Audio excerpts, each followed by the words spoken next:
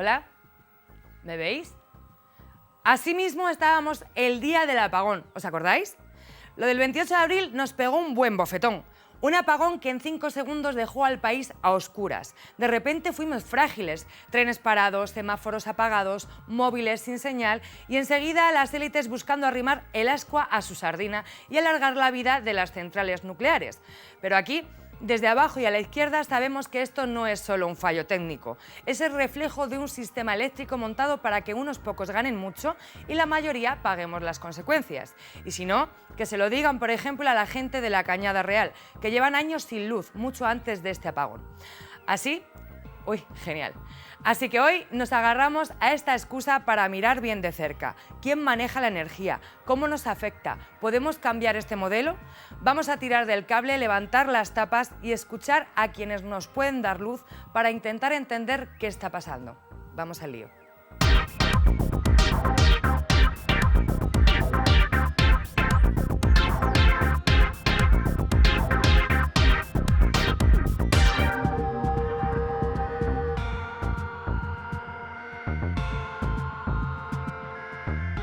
Bueno, a día de hoy tenemos un montón de preguntas todavía sobre el apagón. Y por eso, en Al Lío, nos hemos dicho, vamos a responder también, a llegar más allá, qué pasa en el sistema eléctrico en este estado.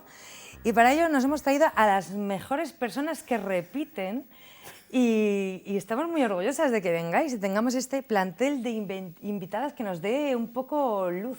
Jorge, repitiendo aquí. Maestro, ¿cómo estás? Muy bien, gracias por lo de maestro. ¿Te quieres presentar? Bueno, eres maestro.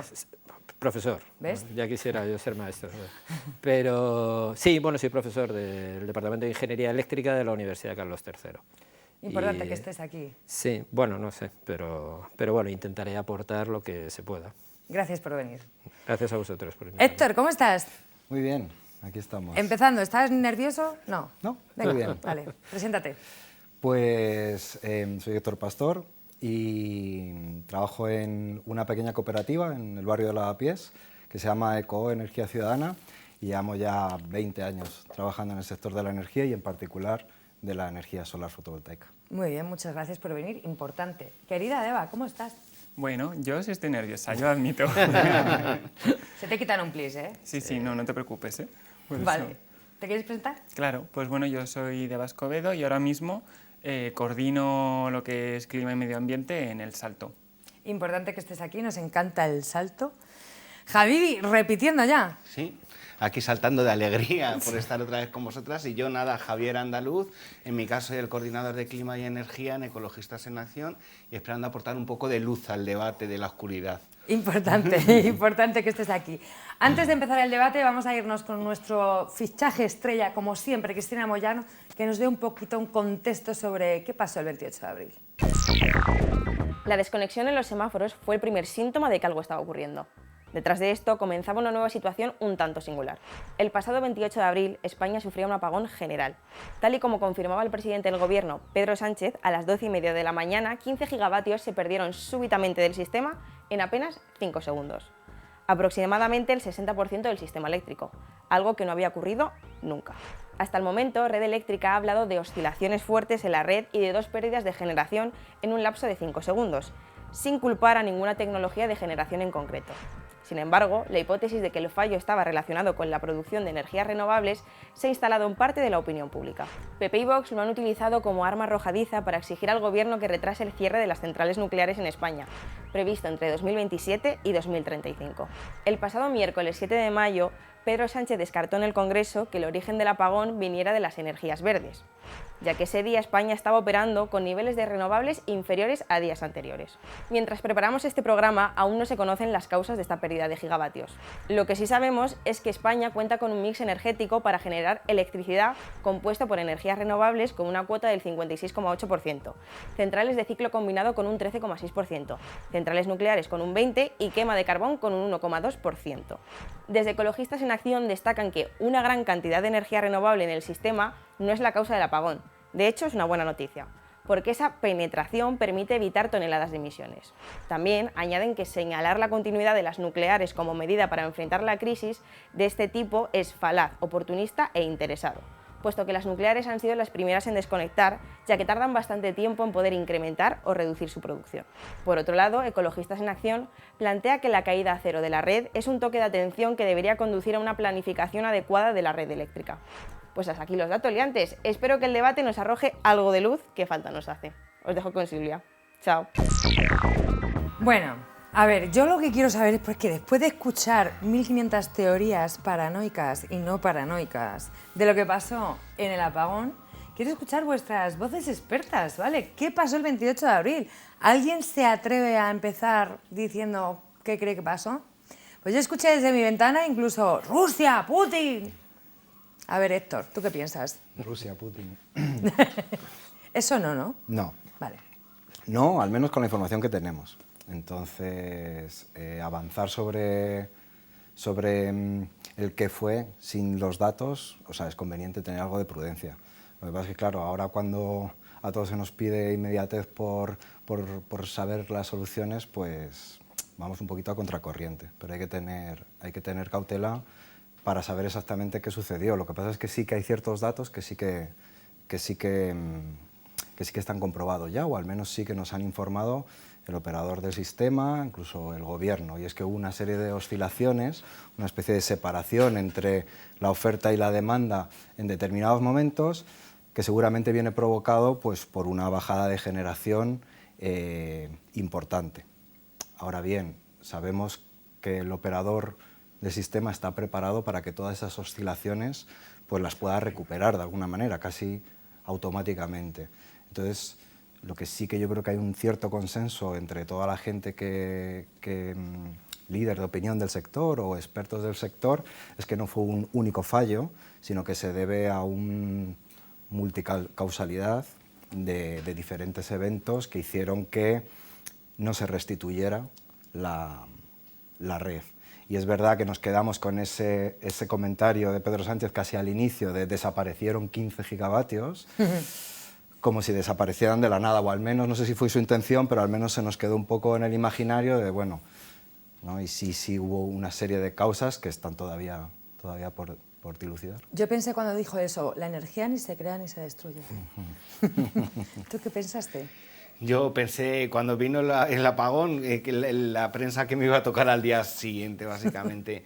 Pero yo estoy muy de acuerdo en lo que plantea Héctor, ¿no? Quiero decir, en estos momentos la causa, y yo creo que esto es uno de los grandes problemas que estamos viendo en la comunicación post-apagón, es que hay mucha gente que está confundiendo lo que es la causa con la consecuencia, ¿no? Entonces, la causa está indeterminada, no está muy bien, y como bien dice Héctor, es una cuestión que veremos con el tiempo y que desde luego tiene que haber sido un fallo muy gordo y tiene que haber sido una descompensación, porque en principio el sistema está preparado para que si falla algo entre, ¿no? Y otra cosa son las consecuencias, ¿no? Que ha sido una desconexión de renovable y de nuclear por mecanismos básicamente automáticos y por distintas razones que luego veremos, y yo creo que hay que ser muy cautos en la valoración de las causas, ¿no? Lo dijimos en la nota de prensa en su momento, que es fundamental guardar la calma, sobre todo también para prevenir que nos la intenten colar nuevamente en este estado de shock que puede generar a veces el apagón o el proceso en el que estamos, ¿no? Yo creo que estamos tan seguras de que vamos a dar un interruptor y se va a encender, ¿no? O sea, como esto no te puede caber en tu cabeza que vas a dar un interruptor y que no se va a encender. O sea, ¿cómo es posible, ¿no? Que un sistema que nos venden como tan seguro y que tenemos interiorizado tan seguro se caiga en 5 segundos? Pues eso es lo que tenemos que averiguar ahora. Yo lo que me gustaría incidir es que es un análisis de datos muy complejo, y quiero incidir en esto porque luego hay muchas teorías de la conspiración, esto se aprovecha para nos ocultar información, apagón informativo, no sé qué. Las dos oscilaciones en un periodo de 5 segundos que nos llevan al apagón, la primera de ellas ocurre es el 28 de abril a las 12 horas, 33 minutos, 16 segundos y 441 milisegundos. Es decir, estamos hablando de milisegundos. Y de milisegundos desde el momento de la primera... Buena, pero o sea, exacto, ¿lo sabías de pero memoria? sí, yo estaba en el bus esta mañana diciendo, a ver, 12, 21, luego era, ¿no? 5 segundos Está aprendido antes. que flipas, Vamos, Cari, sí, gracias. pero es que como que me parece como un dato que sirve para visualizar que estamos hablando de milisegundos y además esto de los 35 centros de control, de los cientos de empresas que operan en el sistema eléctrico, que al final es una cosa muy compleja. Y no sé, habrá que ver, ya me gustaría saber qué es lo que pasó exactamente. Con eso, me vino un poquito como el año pasado, en verano, hubo también un apagón no tan grave pero importante en los Balcanes y 8 meses después el informe lo que señalaba como causante de los cortocircuitos que habían dado inicio a ese apagón era que la vegetación estaba muy crecida en torno a la infraestructura. Entonces yo no sé si aquí va a ser algo como tan peregrino, ¿no? Pero vamos, yo estoy de, bueno, a ver qué sale. Jorge sabe cosas. No, yo no sé mucho más de lo que ha salido. No, es que no sabía que esa era la explicación, pero bueno, no es extraño, por ejemplo, en el 2003 hubo un apagón similar en cuanto a... En Italia hubo un apagón en Italia, afectó más o menos al mismo número de personas que ha afectado 58 millones, toda Italia se desconectó del sistema, pero la interpretación entonces fue mucho más sencilla. Eso yo lo contaba a veces en clase, pues Italia es un país muy dependiente energéticamente, entonces recibe aproximadamente una cuarta parte de su energía del resto de Europa, ¿no? Entonces de Suiza, en una línea de interconexión de alta capacidad, pues cayó un árbol sobre una línea de interconexión, provocó un cortocircuito y entonces la energía que venía por esas líneas tiene que venir por otra, obviamente porque la demanda no ha cambiado. Entonces empezaron a sobrecargarse esas otras líneas. Había que tomar una decisión, era fin de semana, una decisión en el operador del sistema que era desconectar parte de la demanda para equilibrar esa generación y demanda que tienes que tener en todo instante. Esa decisión se tomó tarde, no funcionaron los mecanismos de deslastre de carga automáticos y colapso de tensiones y se fue todo el sistema. Entonces eso era muy fácil de explicar. Yo estoy seguro de que este va a ser bastante más complejo. Ostras, ¿eh? Sí. ¿Por qué? O sea, ¿Por qué lo sabes tú?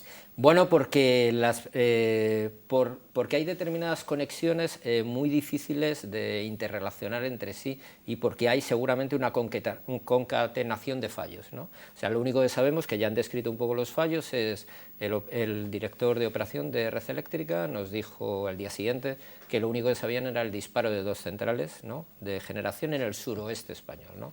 Claro, todos focalizan, posiblemente también dijo, posiblemente de origen renovable. Entonces todo el mundo focalizamos y dijimos suroeste, renovable, Extremadura. Oh. Entonces eso. Y luego Pobrecitos los extremeños, también te lo digo. otro que también sabemos que añadió la ministra este lunes, creo que fue, Sarah Agesen, dijo que previo a esos 2 disparos, 19 segundos antes se produjo el disparo de otra central en el sur de España. Ostras, así a la vez. No, 19 segundos antes. Ah. Que, eternidad. que eso es una eternidad. Como acaba de 19 decir, segundos. 19 segundos antes. ¿Eh? como más informaciones que sabemos, o sea, hay que relacionar esos disparos en el sur de España con, para mí, lo que es la clave es por qué disparó la interconexión con Francia, que es a partir de ahí lo que provoca el disparo. Bueno, ahora que veo el centro de control, ¿no?, de Red Eléctrica en la pizarra, el disparo de esos, bueno, lo que dijo Pedro Sánchez 15, en realidad fueron disparando toda la generación y desconectándose del sistema, ¿no? Y eso no es intuitivo, o sea, ¿por qué esa pérdida de sincronismo con Francia y el disparo de la interconexión? Qué interesante, Jorge. Bueno, podemos intentar. ¿Cómo valoráis la respuesta del Estado y cómo valoráis el desastre social? ¿No? Como, o sea, yo qué sé, yo me vestí y dije, me voy al teatro a ver qué pasa, ¿no? Y por ahí me encontré con mi técnica, tal, cogimos el dinero efectivo que teníamos, compramos manzanas y plátanos porque pensábamos que era el apocalipsis.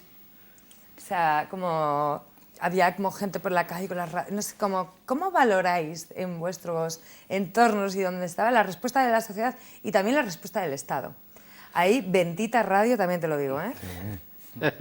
El New York Times, creo que ha sido el New York Times el que me gustó, un titular que decía algo así como no hay, el lugar más seguro en el mundo es España durante el apagón. O sea, venía a decir, ¿no? Y si es verdad, quiere decir tenemos también primero, yo creo que cierto eurocentrismo es relevante, ¿no? Y entender que estamos viendo un apagón en 10 horas casi como una catástrofe, donde hay países, lugares y comunidades, creo que luego vais a estar poniendo un ejemplo real aquí, que llevan mucho tiempo sin luz, ¿no?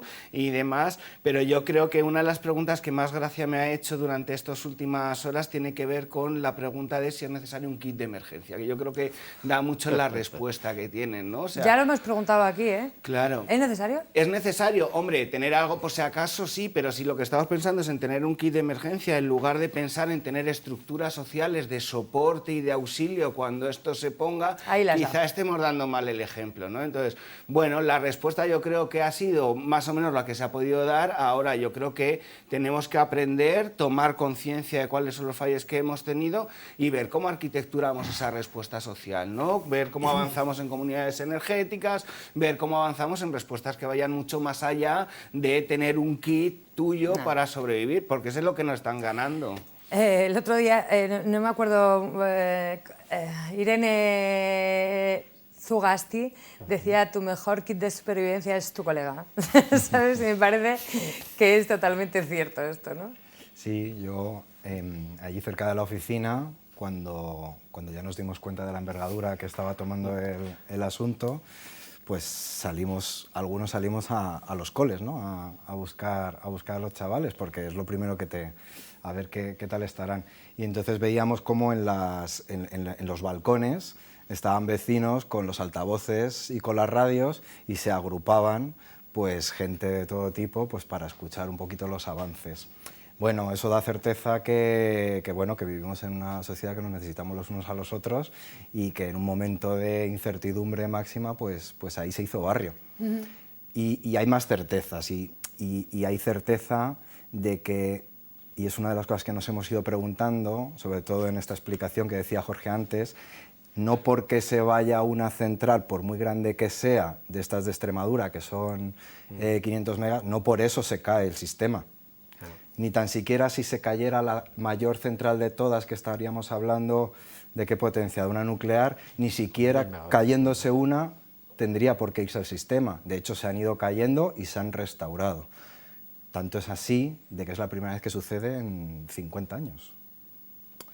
O sea que, bueno... Tengo bastantes preguntas, pero quería como... De esta no vamos a salir mejores como no salimos del COVID, ¿no? Esto siempre lo dice Nerea Pérez de las Heres y Inés Hernández. Pero sí que quiero, en esta valoración que hagáis sobre lo que pasó este día y sobre el Estado también, la respuesta del Estado, quiero decir que me sorprendió que todo el mundo estaba en la calle tomando birras con el dinero que tenían, en plan, qué guay que no estemos currando, ¿sabes? O sea, yo creo que la resaca post-apagón la tuvimos todo el mundo, yo incluida. No sé si la cifra, es que hoy han comentado en la universidad una cifra que me ha llamado la atención, que no sé si es cierta, que el apagón pilló a casi el 50% de la población española en su casa. O sea, el 48, no sé cuántos % de la gente estaba en su casa. Y entonces, bueno, antes, cuando comentabas, por ejemplo, que hizo comunidad, es verdad, yo estaba en mi casa. El mejor lunes de la historia. Claro, yo estaba en mi casa y entonces, de hecho, dije, se ha ido la luz, no sabía por qué. Pues me quedé sin comunicación, no funcionaba el móvil y eso. Digo, voy a aprovechar a sacar a la perra. Y de repente me encontré, efectivamente, con la comunidad. Y empezaron a decirme, me informaron, ¿no? Dicen, no, si se ha ido en Francia, bueno, allí se ha ido casi en todo el mundo prácticamente. Digo, bueno, pues nada, entonces tenemos que esperar un día. Yo tranquilamente digo, pues reponer esto un día. En Italia tardaron más de un día en reponer el sistema. Lo cual da también, o sea, que yo no fui alarmista porque, bueno, hay que reconocer que luego cuando se restablece casi en tiempo récord el sistema, como se ha hecho en España, también hay que reconocer que hay cosas que sí funcionan, ¿no? Y los técnicos saben hacerlo correctamente, ¿no? Entonces, pero bueno, vi una respuesta efectivamente, ¿no? Generando un poco de barrio, socializando todo el mundo en el patio, comentando sin ciertos alarmismos, aunque efectivamente vamos a salir mejor de esta, pues probablemente no salgamos mejor, ¿no? Pero tampoco creo que salgamos mucho peor. Ya, totalmente de acuerdo. Yo tengo otra pregunta también, como, ¿alguien fue despedido ese día? Porque yo estaba como en mi casa, en plan, Dios, ¿alguien la ha colado? ¿Sabes? ¿Alguien la ha mangado en un segundo? Se le ha caído un café y ya está. Ahora, Dios mío, ¿qué he hecho? Bueno, aquí entra todo el tema de los mecanismos que tiene la normativa laboral para que, pues por ejemplo, si no te puedes desplazar a tu centro de trabajo, o vamos, como le pasó a mucha gente también el martes, que no puedas tener represalias. Luego ya como sabemos, pues en sectores más precarizados, pues seguramente pues haya habido despidos por este tema, que espero que no hayan sido muchos. Lo mejor del mundo es que nadie pudo pedir comida a domicilio, esto me encanta, porque lo odio, así que me encanta. Mi pregunta ahora es, y creo que la pregunta de todo el mundo es, ¿puede volver a pasar? O sea, yo qué sé, nos compramos linternas, velas, cargadores solares, radios. Todo el mundo se ha comprado una radio, la verdad, decir que no. No. Yo tampoco me la he comprado, Fetiche. pero estaba en mi pensamiento. Es gasto de materiales, no fastidies. ¿El qué?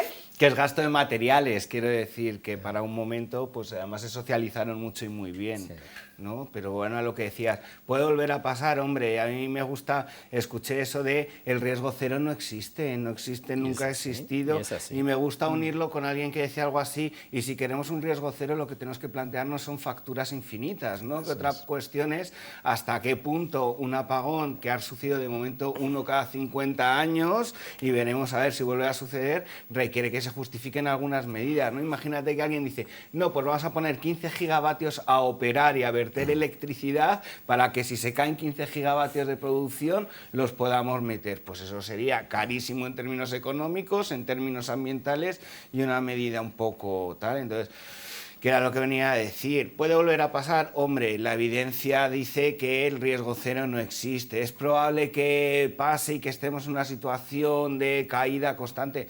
Pues nuestro sistema eléctrico es de los más resilientes que tenemos a nivel internacional, ¿no? Como decían, está diseñado para que si caen determinados elementos el sistema se pueda recuperar, ¿no? Habrá que aprender, ver si hay algún elemento que no hemos controlado bien y hay que meter medidas adicionales, ¿no? Aquí en España nosotros creemos que nos quedan dos cuestiones fundamentales. La primera es hacer una planificación real de las energías a implantar en territorio, no solamente de cuántas renovables caben, sino que sea una cosa flexible y un mix sano y demás, y evidentemente nos queda un papel muy relevante en los temas de almacenamiento y de ver cómo se mejora la estabilidad, ¿no? Pero con la hidroeléctrica que tenemos y con las potencialidades de otras cuestiones tecnológicas, pues parece que no deberíamos de tener un enorme miedo en estos momentos a que la luz caiga, y sí deberíamos tener a lo mejor miedo a los residuos nucleares o a seguir engrosando las arcas del gran oligopolio eléctrico. Entonces, mientras estemos mirando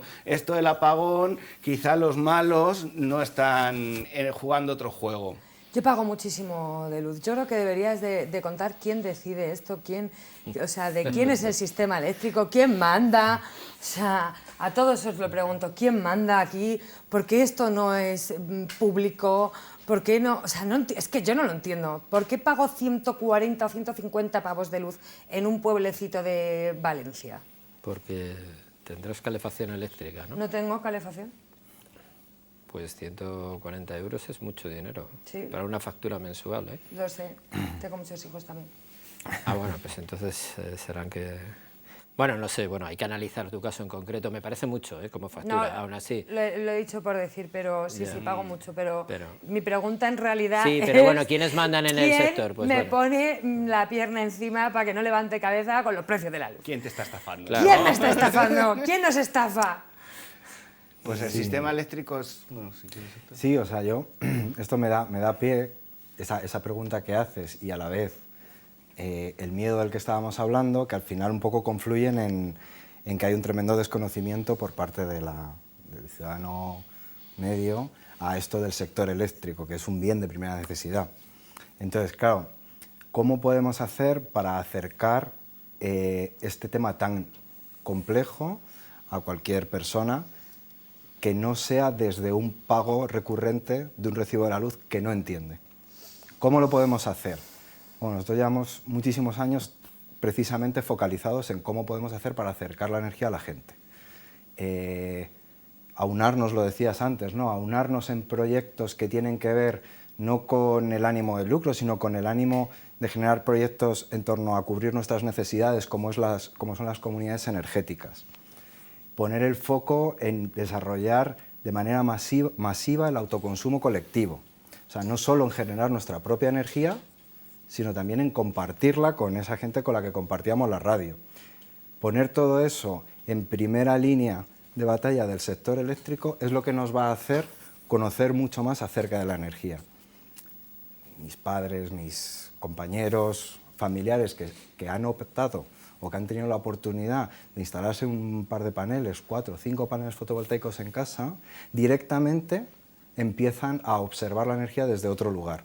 Empiezan a conocer qué es esto de las tarifas eléctricas, qué es caro, qué es barato, cuándo me puedo cambiar, de dónde viene mi energía, cuándo la puedo utilizar, y eso hace que se eliminen mucho desconocimiento, por lo tanto, muchos miedos de volverá a pasar, no volverá a pasar, es que me viene ahora una factura cara, pero claro, porque he ido consumiendo, no he estado en casa en las horas centrales del día, he ido consumiendo.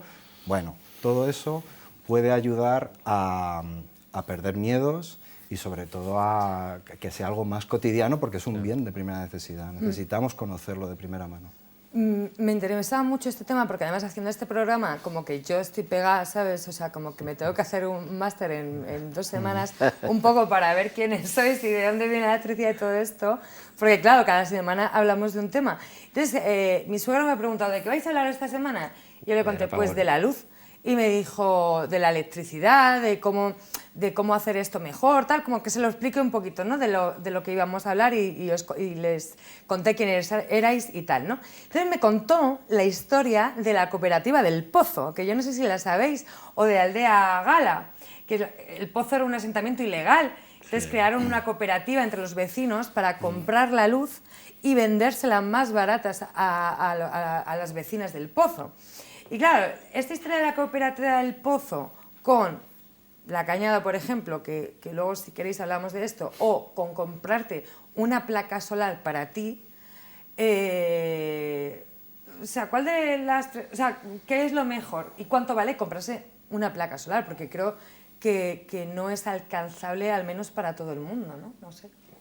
Bueno, de precios de placas solares quien te puede hablar es ese señor, que es el que mejor lo conoce. Digo, en cuanto a precios, de todas maneras creo que, bueno, te lo va a comentar él, no es un precio tan disparatado. O sea, que eso es verdad que es. Lo que ocurre también es que no todo el mundo dispone de tejados para instalar, por ejemplo, placas fotovoltaicas y poder, lógicamente... ¿Y de la ventanica?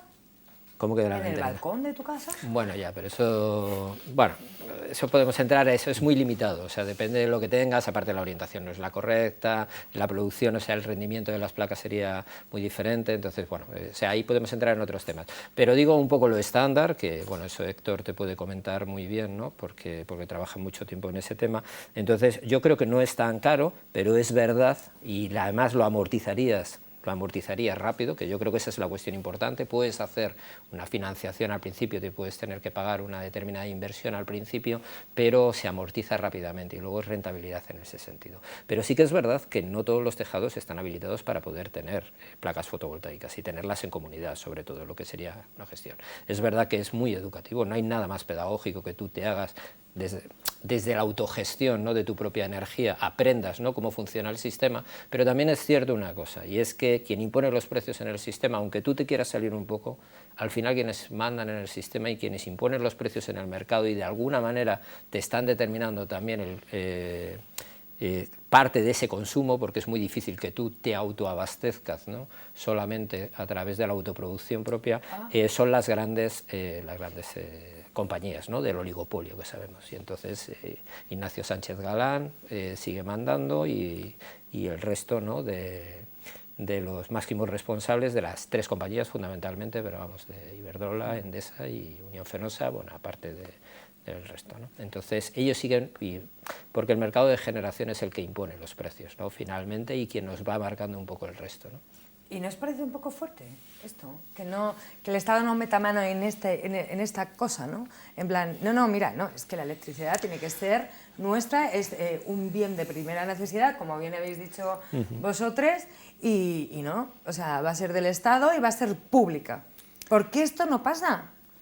Todo lo contrario, ¿no?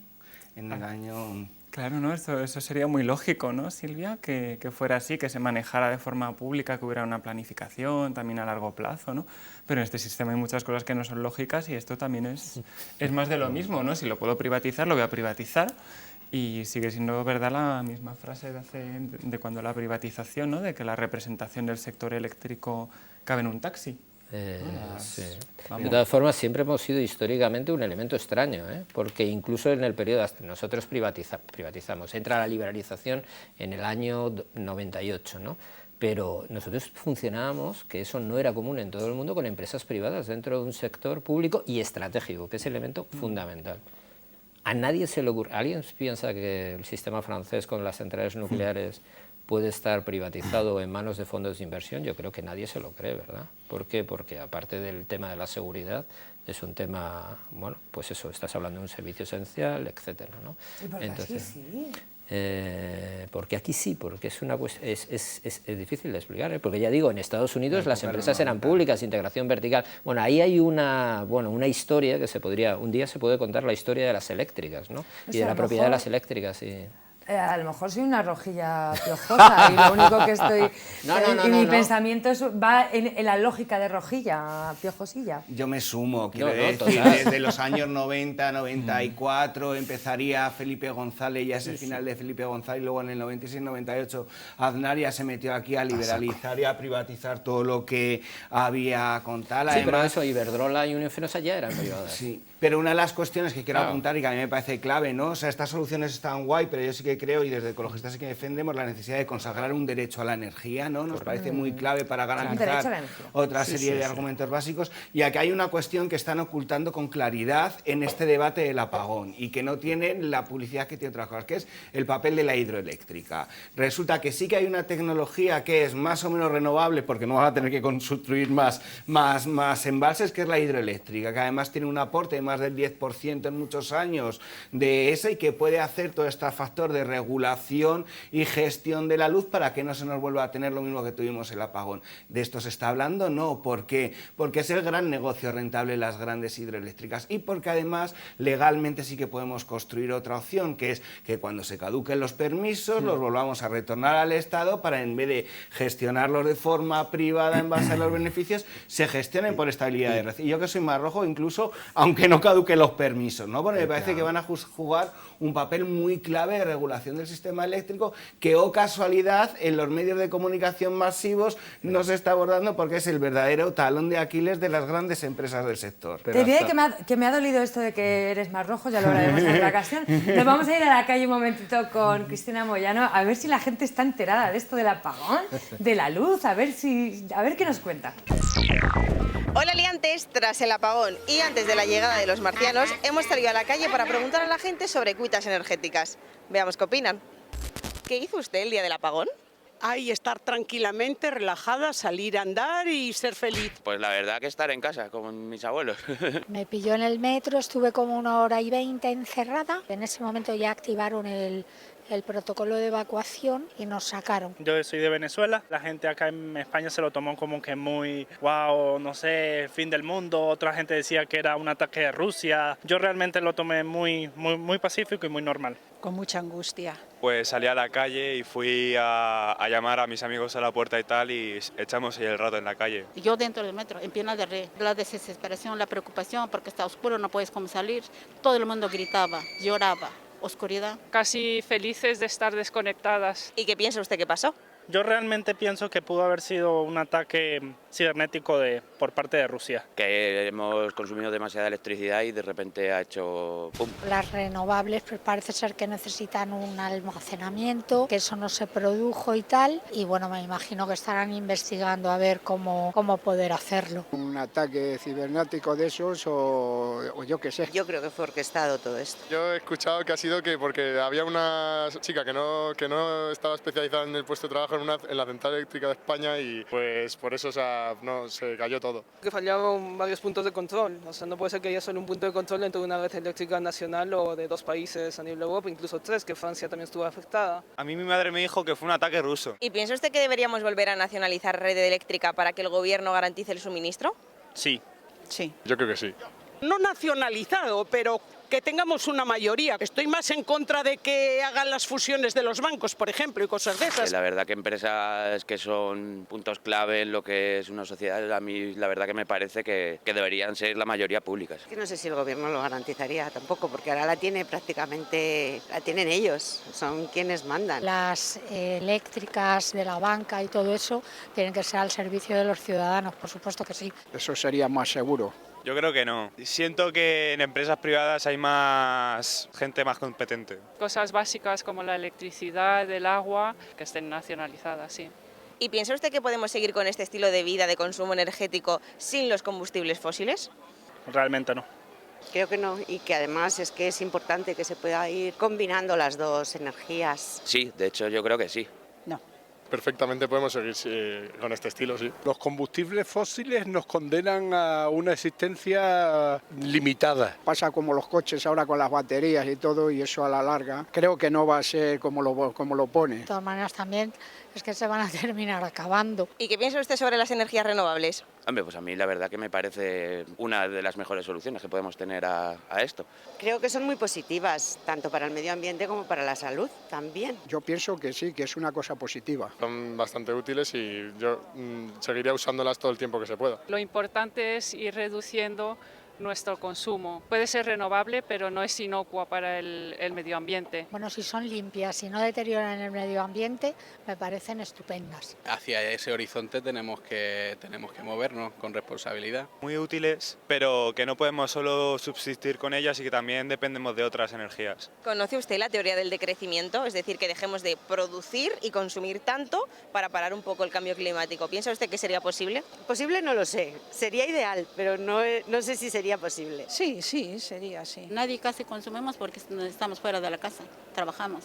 Sí que podríamos atarnos un poco en corto en ciertos consumos. Muchas veces se compran cosas que no hacen falta, pero es la manía esa de comprar y comprar, pues a mí no me parece normal. Yo creo que sería lo ideal, pero en la sociedad en la que vivimos va a ser poco probable que pase, pero por mí yo perfectamente. Según la FAO, la producción alimentaria a nivel mundial es suficiente, la distribución es otra cosa. Entonces, si sobreconsumimos en unas sociedades, en otras va a haber escasez. Entonces también es quizá tomar conciencia de todo lo que supone tener un plato de comida en la mesa. Habrá que verlo. Lo que está claro es que mañana por esta senda nos estamos cargando el chiringuito, ¿no? Nos han metido el consumo por las orejas. Esto es una granja, nosotros somos los borreguitos. Y los que mandan arriba, que no son precisamente los políticos que están mucho más arriba, nos tienen como consumidores y desde luego como trabajadores. Pues bueno, liantes, hasta aquí las opiniones de la calle. Os dejamos que debatáis sobre el tema. Chao. Bueno, yo me he enamorado de la última señora. La última señora era la rojilla, piel cosida, Te hace la competencia. súper bien vestida. Menos el chaval misógino, todo... El chaval misógino. Es que ha sido una chica, me han dicho que era una chica que estaba en una Homer Simpson. ¿Has dicho, Sí, Homer Simpson total. Bueno, ¿qué pensáis? ¿Cómo veis a la gente en la calle? Bueno, pues yo creo que son... O sea, es fiel reflejo de lo que se está hablando en medios de comunicación, en el debate público, que si las renovables, que si la nuclear, que si podemos, que si no podemos ser 100% renovable. Es un poco una pena, la verdad. Es un poco una pena porque sí, yo creo que había bastante consenso, o bastante amplio, en que al menos en España teníamos que ser un país 100% renovable, que tenía que ser descentralizado y donde, al menos donde yo me encontraba en la batalla, ¿de manos de quién? Ahí sí estábamos en esa batalla. Yo creo que esto del apagón ha servido un poquito para dar un pasito hacia atrás y todavía que alguien se pregunte si es viable o no el ser 100% renovable. En 2024, no sé exactamente la cifra, no sé si hablaban del 92 y pico % de la nueva potencia instalada a nivel mundial es de origen renovable. Bueno, yo creo que es una evidencia de hacia dónde se dirige, no España, ¿no? Hacia dónde se dirige el mundo. Porque que no se nos olvide que tenemos casi un cronómetro, ¿no? Una cuenta atrás con la crisis climática y que efectivamente hay que ir a generación 100% renovable. Y que tenemos un reto adicional, se hablaba, ¿no?, de que tenemos que tratar de consumir menos, efectivamente, estoy de acuerdo, pero si hacemos el balance entre la capacidad de generación que tiene España y la demanda, estamos muy por encima de o sea, tenemos capacidad de generación mucho más que los picos de demanda que tenemos en España. Lo que sí que tenemos que hacer es que toda esta demanda, transformándola en electricidad, electrificando la demanda, evitando el uso de combustibles fósiles, no solo en el mix eléctrico, sino en otras actividades como el transporte, como la climatización, como con otros sectores. Yo tengo un Jari, a ver si me lo podéis a mí y puedo yo salir de aquí un poquito más lista de lo que soy.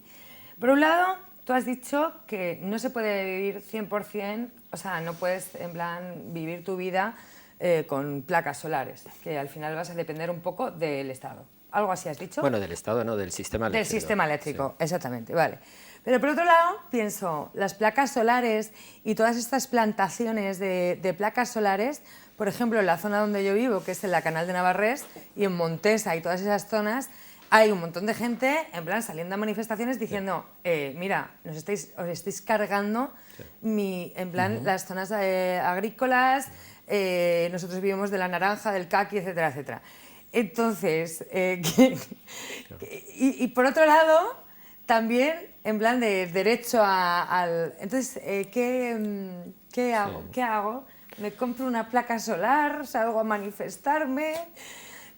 O sea, creo que este lío realmente lo tiene la gente en la calle. Yo creo que ambas cosas son... se dan a la par y son perfectamente comprensibles. O sea, yo creo que efectivamente se puede potenciar la energía solar. El problema es cómo se está expandiendo, cómo es el proceso, ¿no? Cuando es verdad, a mí también me apena por un lado que se diga renovables sí, pero no así, pero es que es verdad que se está haciendo mal. Y es que al oligopolio en general, a quienes se están instalando masivamente, no le importa el interés colectivo en ese sentido. Por eso es importante el elemento de la planificación que se ha hablado aquí y que esa planificación, lógicamente, se haga contando con la gente. Es una barbaridad. Esto no sé exactamente dónde es, pero bueno, eso creo que no es real, ¿no? Es en Estados Unidos. Es en Estados Unidos, bueno, será a lo mejor en el desierto o lo que sea. Sí, en plan plantaciones. Sí, no, si tienes, imagínate la extensión que puede tener, pues bueno, lo que se está viendo ahí en las imágenes, efectivamente, ¿no? Pues una planta que puede ser una central térmica clásica, ¿no? O sea, bueno, yo creo que en España hemos tenido, en su momento no sé si ha cambiado, ¿no? La planta fotovoltaica más grande de Europa, ¿no? Que era, yo creo... Esas dos de Extremadura, que por ejemplo son 589 y 500 megavatios, ¿no? Que es como una central térmica. O sea, entre las dos es una central nuclear, ¿no? Aproximadamente, ¿no? Entonces, efectivamente, esos son muchos paneles fotovoltaicos. Entonces, yo creo que sí que la autoproducción se puede tener siempre que lo tengas disponible y lo puedas instalar, lógicamente, donde vives. Y esa extensión, y lo puedas pagar, pero y esa extensión se debe hacer de forma planificada.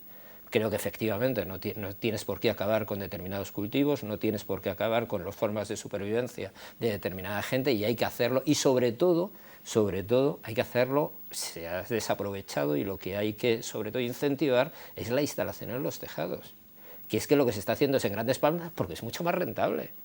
También, o sea, es verdad, económicamente es más rentable. Tú te pones ahí 200.000 paneles instalados y entonces a lo mejor el megavatio hora producido te sale más barato, pero si lo haces de forma descentralizada y empiezas a tenerlos en los tejados de las viviendas y se ha desaprovechado con el boom de la construcción en este país, se ha aprovechado una gran oportunidad de extender la fotovoltaica, pues entonces, bueno, pues efectivamente... Entonces me compro una placa y salgo a manifestarme y... Ambas cosas. Yo creo además que en el momento en el que vivimos, además, me parece muy interesante las respuestas. La primera cuestión que yo sí que quiero plantear, ¿no?, es que estamos viviendo en un momento en el que se están volviendo a ver, y además yo creo que esto tiene mucho que ver con el poder. La pregunta que tú tienes tiene que ver mucho con el poder, que estamos viendo que cuando estamos avanzando una transición, ¿vale?, mejor o peor, más imperfecta, probablemente con muchas imperfecciones, pero estamos avanzando, y a medio camino alguien de repente ha aprovechado un momento puntual de crisis para levantar la mano y volver a decir que las renovables son lo peor,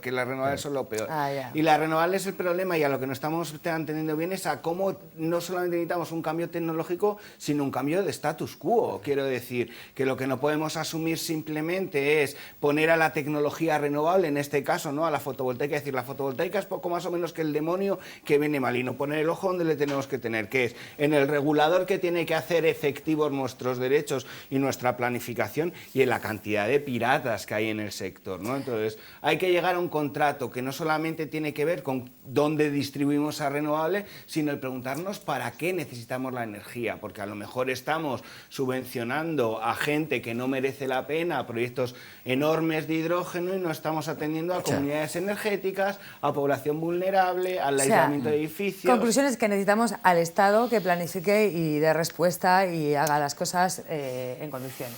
Eso depende de cada versión política, Yo de que cada sé, cual. yo os estoy un poco intentando resumir. Bueno, aparte de manifestarme y comprarme placas solares, quería preguntarle, Deva, también, ¿tenemos que reducir el consumo? O sea, porque hace unos meses, yo no sé si sabéis lo que pasó, que todo el mundo empezó a gibilizar su foto, ¿vale?, en las IAs. Yo no sé si sabéis lo que es esto de gibilizar. Deva, ahora lo vas a explicar tú. Y entonces empezó a gibilizar su foto en la inteligencia artificial y la subía a Instagram, todo el mundo a la vez, ¿vale? Y esto generó un montón de millones y millones de energía y un montón de millones y millones de litros de agua para refrigerar los centros de datos, porque estaban en plan ardiendo, porque todo el mundo quería su foto giblizada. Cuenta esto. A ver, el estudio Ghibli es un estudio de animación, ¿vale? De anime en Japón. No lo hagáis, ¿vale? No nos importa vuestras fotos giblizadas. No se hace. No, yo ahora tengo una foto de los gatos de mis padres giblizada y no me gusta más la original. Y te sientes pecadora. Es un estilo concreto, ¿no?, de dibujo. Y sí, se puso de repente como muy de esta típica moda que va en 2 días. Y claro, a ver, aquí yo tendría cuidado de poner el foco en acciones individuales, ¿no? Como siempre, a mí me parece muy bien que mucha gente giblice sus selfies a cambio de que la Taylor Swift aparque el jet. O sea, es decir, en plan, claro, yo no demonizaría prácticas concretas de personas que actúan como consumidores, más allá de decir que algo que puedes buscar en un buscador no se lo preguntes a ChatGPT, ¿no? Pero claro, ahí entra otra parte, que es que ahora Google ha puesto su IA, ahí, que yo busco algo en Google y lo primero que me sale es la IA y estoy mirando para ver si se puede quitar, y no, lo que puedes es tener alguna extensión para ocultarlo, pero ese consumo energético es que Google no te está preguntando si lo quieres hacer. WhatsApp no te pregunta, o la IA se la ha archivado, pero es que es una cosa que vamos, que estamos teniendo aquí de repente un boom de estas inteligencias artificiales, que yo me pregunto un poco para qué, ¿no? Entonces, pues claro, ir un poco a lo macro, quién está proyectando, Amazon, muchos centros de datos en Aragón, y un poco quienes están creando una oferta muy grande que luego ya se encargarán de que se Dejad de hacer vuestro TFG en el ChatGPT, por favor. Ya se lo digo yo. ¿Tú se lo dices? Hombre, por supuesto. No, venga, haz tu TFG en el ChatGPT, pero joder, tía, en plan... Que no es individual. Hay que reconocer que como lo utilizan están mejor escritos que lo que se hacía antiguamente. Lamentablemente están mejor escritos. ¿Está mejor escrito ahora? Claro, lamentablemente. ¿Ahora? En general sí. O sea, tengo que dedicar menos horas a la corrección de un TFG ahora, a la corrección formal. Ahora porque utilizan, lógicamente, les da 4 ideas y utilizan ChatGPT, eso ya lo sé yo. Pero pues bueno, también están las cosas para utilizarlas. O sea, el fondo es propio, efectivamente, el desarrollo del trabajo, pero sí, a mí me parece mal. Pero bueno, es que lo que acaba de comentar de Aragón es una de las movidas que tienen ahora en Aragón, porque saben que le van a poner un montón o quieren poner un montón de eólica fotovoltaica precisamente para alimentar centros de datos, ¿no? ¿Eso en qué repercute para Aragón, ¿no? Que es lo que se preguntan los aragoneses después de la gran expansión. Pues es triste. O hace unos meses aparecía una noticia donde Google, todas estas grandes empresas, pensaban en instalar pequeños reactores nucleares para alimentar sus centros de datos. Es espectacular. Ya. O sea, tú lo piensas, ¿estamos locos o qué? Estamos locos. ¿Sí? Estamos locos, totalmente. Estamos locos. O sea, sí, lo que pensaba, o sea, lo que preguntaba con el tema de giblizar el selfie y tal, no era una cosa individual, sino colectiva a mucha gente. O sea, mi pregunta es cómo reducir el consumo. O sea, yo vuelvo otra vez a mi libro anterior. Venga, dale. Claro, ¿cómo reducir el consumo? Yo te lanzaría una pregunta, ¿cuánto consumes? Yo creo que mucho. Claro, o sea, no los... Pero no tanto como Taylor Swift. Claro, o sea, realmente, cuando yo lanzo esa pregunta en múltiples charlas, reuniones de vecinos y demás, no hay un conocimiento real de cuánto consumo. Entonces, como va a ser complicado que haga una bajada de consumo efectiva, porque ni siquiera lo conozco. Entonces, yo sí abogo porque... por el hacer, y quiero enlazar con esto de la participación del Estado. Yo me remonto al año 2019, cuando no había nada de... Solo estaban las granjas solares fotovoltaicas, no había nada de autoconsumo, estaba el famoso impuesto al sol. Efectivamente, una frasecita en un Real Decreto ha hecho que desde el 19 hasta el 25 tengamos más potencia de autoconsumo que nuclear en España. 8 gigavatios ya, ¿no? 8 y para arriba, por supuesto. a razón de 1, 1,2 al año. O sea, eso lo provoca una modificación en un Real Decreto. Por lo tanto, sí, todos los mecanismos del Estado tienen que ver. Pero eso no se hubiera producido, y voy a lo del apagón, ¿no? O sea, no se caen 15 gigavatios, no se producen 8 y pico de autoconsumo, si no hay antes una serie de pioneros, una serie de gente que por un sentimiento ecologista, por un sentimiento de justicia, por un sentimiento propio de avanzar, que se junta para, en este caso, pues ponerse unos paneles que nada tenían que ver con una amortización. A día de hoy no hay forma más barata de producir electricidad. Es más, ni siquiera a título individual en mi chalet, sino si esto lo hago de manera compartida en un barrio, no hay forma más barata de producir electricidad. Habrá que tener mecanismos para que esa inversión de 1.000 euros, 1.300 euros, pueda acceder todo el mundo. ¿Vale 1.300 pavos ponerte placas solares? Claro, sí. Y bonificado, por ejemplo, aquí en Madrid, el IBI 50% durante 5 años. Hazte la cuenta. 1 kilovatio, 1.200 euros, con una bonificación de 50% aquí en Vallecas, que tenemos varios proyectos, que lo hacemos así. Realmente lo que hay, en nuestra opinión, es que hay que divulgar más, que siendo una inversión, y eso nadie lo duda, y cada bolsillo puede ser responsable de esas inversiones, es lo más accesible que hay. Y, no hay y teniendo la capacidad de hacer barrio, de juntarnos, no tenemos por qué esperar a que haya otra modificación del Real Decreto que haga que esto se expanda, porque no podemos estar esperándoles. Entonces, hagamos, y en ese impulso es cuando al final acabará una modificación que haga que otra vez suba la producción renovable y haga que ahí sí tengamos los conocimientos para bajar los consumos. De todas formas, respecto a la reducción del consumo, yo creo que existe margen de reducción del consumo, sobre todo a través del aislamiento térmico. Yo creo que ahí... ¿A través de qué? El aislamiento térmico de las viviendas. Nosotros tenemos un parque de viviendas desastroso. De hecho, por ejemplo, para que nos hagamos una idea, a nivel del Estado, existen dos planes, el PENIEC, que se llama, existe una estrategia a medio plazo a nivel estatal y a largo plazo, ¿no? La estrategia a largo plazo, más o menos, cuando miras las gráficas, aunque no te dan las cifras, más o menos incluso dentro de las prospecciones del gobierno, a 2050 existe una reducción previsible del consumo, de un 30% casi.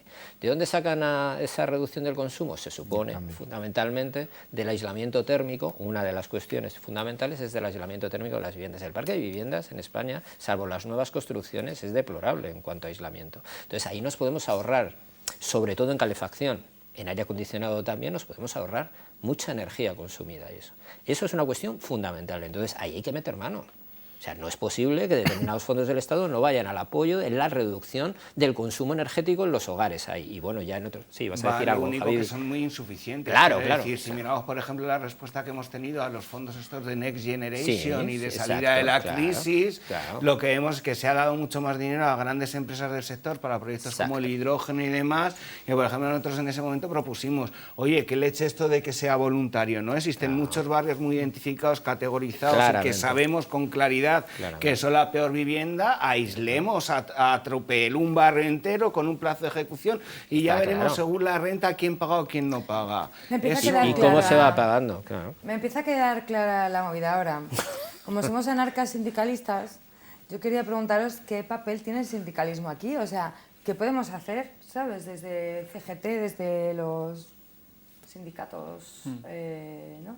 ¿Qué papel tenemos en este otro modelo de intentar, pues eso, hacer barrio o pedirle al Estado el aislamiento? Pues mucho, ¿no? Quiero decir, primero, creo que CGT, uno de los importantes trabajos que tiene son cosas tan fundamentales como servicios públicos, educación, sanidad, transporte en tren y en ferrocarril, que siempre es una solución bastante clave. Pero aquí, cuando abordamos del discurso energético, el discurso eléctrico, también tenemos que ser conscientes de que aquí un gran consumidor no son los domésticos, son los sectores industriales que también se tienen que transformar, ¿no? Y donde cuando hablamos de energía, porque a veces hablamos de crecimiento asociado a energía y a electricidad, y son cosas distintas, la electricidad probablemente no mucho, la energía sí, tenemos que tirar a eso, ¿no? El papel de los sindicatos de liderar eso, de encontrar nuevos modelos y además de encontrar nuevas formas de organización colectiva, porque esto lo estamos viendo, por ejemplo, en lugares como el museo, no, como ArcelorMittal en Gijón o en otros sitios, ¿no? Las propias resistencias de los trabajadores a entender que o cambian y que ese cambio va a ser positivo para ellos en términos económicos, en términos de salud, en términos familiar, es clave y fundamental, ¿no? El difundir. Totalmente, me gusta. Ahí hay una pelea tremenda, por ejemplo, en el sector de la automoción, ¿no? O sea, los trabajadores, un sector que ha sido muy apoyado, ¿no? Incluso desde el Estado, ¿no? Porque es un sector movilizador de la economía, pero claro, es un sector en crisis, ¿no? Porque la transformación y la transición energética pasa por el transporte. En el transporte hay que meter mano. Y entonces, ¿cómo los trabajadores del sector automovilístico empiezan a tomar conciencia de que efectivamente eso tiene que cambiar y que tiene que hacer una transición? Porque el modelo del automóvil individual debe lógicamente cambiar, pues no estaría fácil. Y ahí el sindicato tiene un papel importante, ¿no? Creo yo, vamos. Deba, ¿tú qué dices? Sí, yo creo que para empezar, como aglutinador y como movimiento de base ya tiene un papel muy importante, y luego recogiendo lo que decía Javi, en los centros de trabajo asociados a todo lo que es la cadena de producción de energía fósil o nuclear, entiendo que tiene un papel de sensibilización y también un poco de orientación laboral en la medida de lo posible y de formación permanente, que esas secciones sindicales tendrían que fomentar ese tipo de medidas para que no solo sea escuchar que la transición verde o el decrecimiento va a traer mucho empleo, sino que efectivamente puedan saber cómo acceder a ello y si necesitan modificar su formación que también puedan hacerlo. Quiero preguntarte, y así hacemos una rondita de un minuto, así para cerrar, para decir a la gente, pues venga, hacer esto o hacer lo otro. Bueno, no que lo hagan, pero entiéndeme, ¿qué recomendaríais para comprar kit de emergencia, compraros una placa solar? Yo qué sé, este es vuestro minuto, Karin. Empieza, Deba, tú. Vale, pues en mi kit de emergencia creo que habría que no comprar, sino coger de la basura un cartoncillo para poder manifestarse por disputar lo que es el sistema eléctrico público, porque entiendo que me encanta el autoconsumo, me encanta concretamente la autogestión, me encanta la descentralización, pero eso no llega a todos sitios, y mientras el tema de las placas solares sea algo mayoritariamente urbano de clase media, tenemos que disputar porque el sistema eléctrico sea público, porque no puede ser que la Cañada no tenga luz o que en el norte de Granada no tengan luz, tenemos que ir a por eso. Entonces eso es lo básico que tendría yo en mi kit, y mira que sale gratis, ¿eh? Te amo. Muy bien, bueno, yo me sumo a eso. Yo creo que, vamos, el sistema eléctrico hay que darle una vuelta y hay que pasar un poco a la nacionalización. Lo tengo claro respecto a la red y la energía y la producción también, en cuanto se pueda. Y, bueno, yo añadiría eso, que todos aquellos, desde el punto de vista eléctrico, todos aquellos que tengan tejados disponibles, también pasaría a la vía de la autoproducción. Les va a salir rentable en poco tiempo, y sí que me añadiría eso, y sobre todo también que empezaran a pensar en el aislamiento de las viviendas colectivamente. Eso desde el punto de vista energético. Yo creo que eso se tiene que acometer, y cuanto antes lo hagan van a notarlo, y mucho. Tus 140 euros de factura se van a reducir mucho. Muy bien, me gusta. Sí. Javi o Héctor, quien queráis. Pues Si quieres tiro yo. Yo diría que lo primero es, ojo, cuidado que no te la cuelen, o sea, con esta marabunta que hay de información, de gente muy técnico, muy experta, nada técnico y tan experta, que ya ha dictado sentencias sobre las causas y consecuencias del apagón, ojo, cuidado porque te están vendiendo su libro, y luego me sumo a lo que decía Eva, ¿no? Quiero decir, organízate y lucha, quiero decir, cada uno desde la óptica que tenga, quien tenga cerca el barrio, desde el barrio, que tenga de cerca colectivos vulnerables, del colectivo vulnerables, organízate y lucha, que al final es lo que cambia las cosas. Sí, o sea, pasar de un modelo centralizado, fósil y gobernado por un oligopolio a uno descentralizado, renovable y en manos de la gente, nadie dijo que iba a ser pacífico. Así que uno solo o una sola, pues es complicado. Así que mientras subes el ascensor viendo a tu vecino, hay un buen debate acerca de la energía, acerca de hacer proyectos que tengan que ver con la energía, que además de hacer barrio, hacer pueblo, pues te va a ayudar en lo económico a ahorrar. Me ha encantado, me quedo con frases vuestras súper guapas, en plan, hacer barrio nunca fue pacífico, lo he mezclado, coge un cartoncillo de la basura y hace una mani, es tu kit de supervivencia, y un tejado, una placa y aislar tu casa y que no te la cuelen, ya está, que no te la cuelen nunca, jamás en la vida. Nos vemos la próxima semana, muchas gracias. Muchas gracias.